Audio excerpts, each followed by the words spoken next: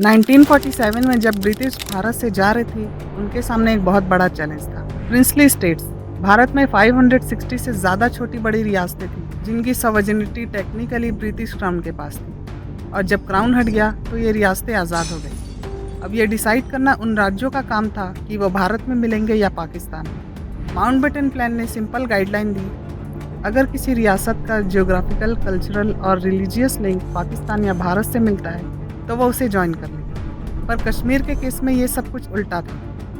कश्मीर एक ऐसी जगह थी जहां मेजॉरिटी मुस्लिम्स थे, पर रूलर हिंदू था। महाराजा हरी सिंह, उनका सपना था आज़ाद रहना, ना भारत में जाना ना पाकिस्तान में। एक इंडिपेंडेंट कश्मीर बनाना उनका सपना था। उन्होंने ये डिसीज़न डिले किया, लेकिन पाकिस्तान इस डिले से नाराज़ था, क्योंकि उनका मानना था कि कश्मीर एक मुस्लिम मेजॉरिटी एरिया है, तो वो नेचुरली उनको बिलोंग करता है। ऑपरेशन गुलमार्ग, इस ऑपरेशन में ऑफिशियल पाकिस्तान आर्मी इन्वॉल्व नहीं थी, पर उन्होंने नॉर्थ वेस्ट फ्रंटियर प्रोविंस के ट्राइबल लश्कारों को आर्म्स दिए, ट्रेन किया और कश्मीर भेजने की प्लानिंग की। 22 अक्टूबर 1947 हज़ारों ट्राइबल रेडर्स, जिन्हें हम कबाली कहते हैं, उन्होंने मुजफ्फरबाद क्रॉस किया और बारामूला तक तबाही मचा दी। और सिर्फ जंग नहीं थी, उन्होंने रेप, लूट, मास किलिंग्स ये सब शुरू कर दिया। सिविल पॉपुलेशन पे अटैक, चर्चेस, हॉस्पिटल्स, कुछ भी नहीं छोड़ा। बारामूला मिशन हॉस्पिटल के कैथोलिक नन्स भी नहीं बच पाई। महाराजा हरी सिंह पैनिक में थे। उनके पास अपनी आर्मी थी, लेकिन वो इतनी कमज़ोर थी कि ट्राइबल इन्वेजन से नहीं निपट सकती। बारामूला से रेडर्स सिर्फ कुछ दिन दूर थे श्रीनगर से।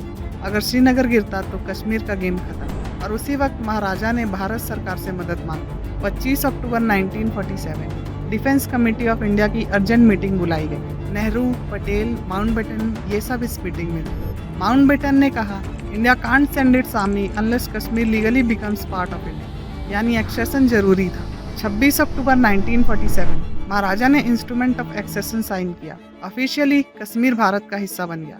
और अगले दिन 27 अक्टूबर 1947 इंडियन आर्मी की पहली unit Sikh regiment Srinagar airbase पर लैंड हुई। एक तरफ Pakistan supported tribal force advance कर रहे थे और दूसरी तरफ इंडियन आर्मी उसे रोकने के लिए रेडी थी। और यहीं से शुरू होता है भारत पाकिस्तान का पहला युद्ध।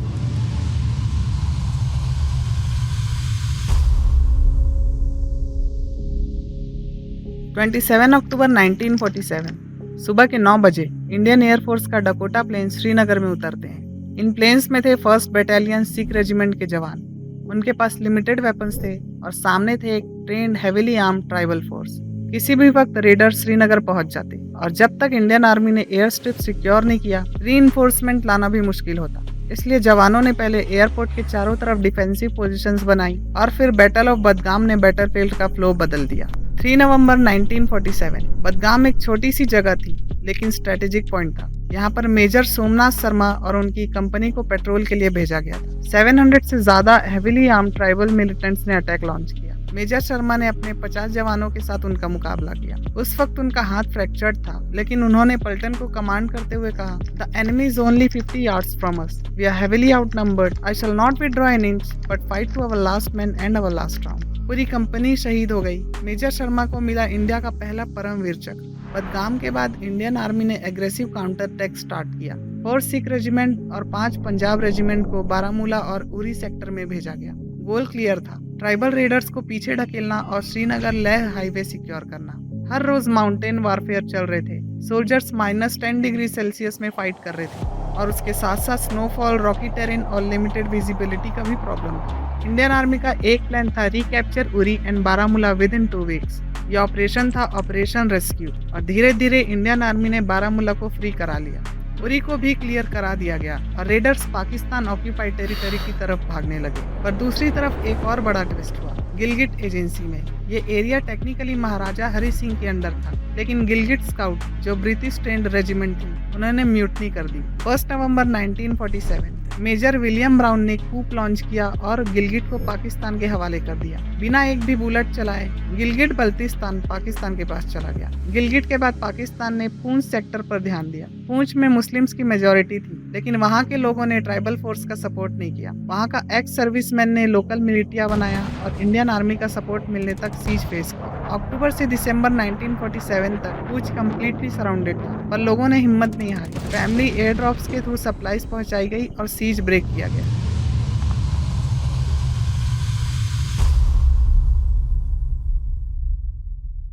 अब ऑब्जेक्टिव सिर्फ श्रीनगर या उरी नहीं था, गोल था पूरा कश्मीर वापस लेना।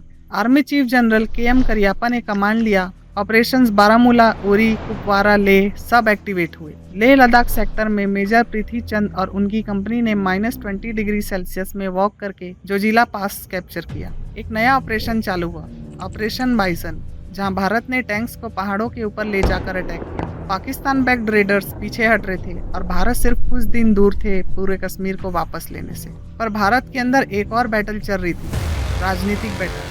नेहरू चाहते थे कि दुनिया को दिखाएं कि भारत एक रेस्पॉन्सिबल डेमोक्रेसी है, और इसी वजह से 1 जनवरी 1948 को भारत ने यूनाइटेड नेशंस का दरवाजा खटखटा दिया। यूएनएससी रिजोल्यूशन 47 पास हुआ, जिसमें कहा गया पाकिस्तान फोर्सेस और ट्राइबल रेडर्स वापस जाएं, इंडिया अपने ट्रूप्स ग्रेजुअली कम करे, प्लेबिसाइट यानी वोट होगा जहां कश्मीर के लोग डिसाइड करेंगे कि वो भारत में रहेंगे या पाकिस्तान के साथ जाएंगे। लेकिन ग्राउंड पर ये थ्योरी कभी रियलिटी बन ही नहीं पाई। यूएन का पहला क्लॉज ही पाकिस्तान ने फॉलो नहीं किया। उन्होंने ट्राइबल और आर्मी यूनिट्स वापस नहीं बुलाए। प्लेबिसाइट का पहला कंडीशन ही फेल हो गया। लेकिन यूएन ने डायरेक्ट एक्शन नहीं लिया, सिर्फ ऑब्जर्वर मिशंस भेजे गए। इसी बीच भारत ग्राउंड पर पूरी जीत के करीब था, पर डिप्लोमेटिक प्रेशर बढ़ने लगा। 31 दिसंबर 1948 भारत ने मिलिट्री ऑपरेशंस रोक दिए और 1 जनवरी 1949 से सीज फायर लागू हो गया। पर उस वक्त पाकिस्तान 1/3 कश्मीर पर कब्जा कर चुका था, जिसे आज हम कहते हैं पीओके, पाकिस्तान ऑक्युपाइड कश्मीर। इस सीज फायर से ना कोई जीत मिला ना हार,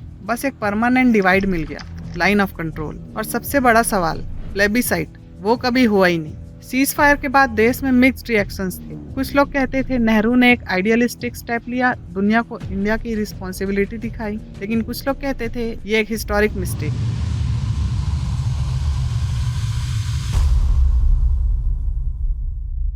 भारत ने कश्मीर का 2/3 हिस्सा संभाल लिया था, इंक्लूडिंग श्रीनगर, जम्मू एंड लेह। पर पाकिस्तान पीओके में अपनी हुकूमत बनाने लगा। 1949 उन्होंने वहां एक प्रोविजनल गवर्नमेंट का ऐलान किया, आजाद जम्मू एंड कश्मीर। नाम आजादी का था, लेकिन कंट्रोल रावलपिंडी का था। कश्मीर पर कब्जा होने के बाद भारत में हर तरफ कंफ्यूजन था। जनता पूछ रही थी आखिर ये सीज फायर क्यों? जवाब किसी के पास नहीं था। सरदार वल्लभ भाई पटेल, जो पूरे देश को जोड़ चुके थे, उनके पास कश्मीर का कंट्रोल नहीं था। कश्मीर का सब्जेक्ट नेहरू के पास था। ये पहला मेजर रिफ्ट था, नेहरू वर्सेस पटेल। सेना के ऑफिसर्स भी हैरान थे। सब कह रहे थे जब जीत मिलने वाली थी तब हम रुके क्यों? 1947 से 1949 के बीच लाखों रिफ्यूजी आपस में क्रॉस कर चुके थे। कश्मीर में भी हिंदू मुस्लिम टेंशंस बढ़ने लगे थे।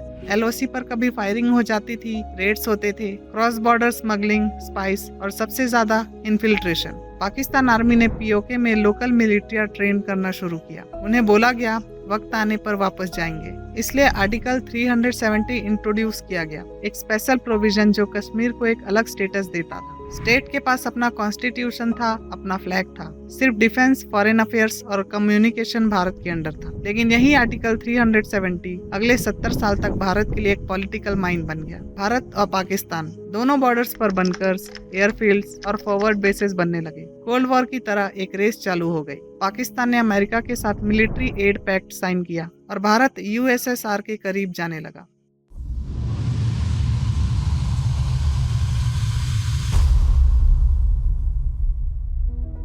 सीज फायर के बाद जो रेखा खींची गई थी उसका नाम था लाइन ऑफ कंट्रोल। पर ग्राउंड पर वो लाइन कभी रुकी नहीं। बॉर्डर पर फायरिंग कॉमन हो गई थी। हर छोटी घटना एक छोटी जंग बन जाती। इन्फिल्ट्रेटर्स आते, छोटी बटालियन छिप कर छोटी जंग लड़ती और चले जाते। ये कोल्ड वॉर 15 साल तक चलता रहा। कश्मीर भारत का हिस्सा तो बन गया था। वहाँ के लोगों के मन में सवाल थे, प्लेबिसाइट का क्या हुआ?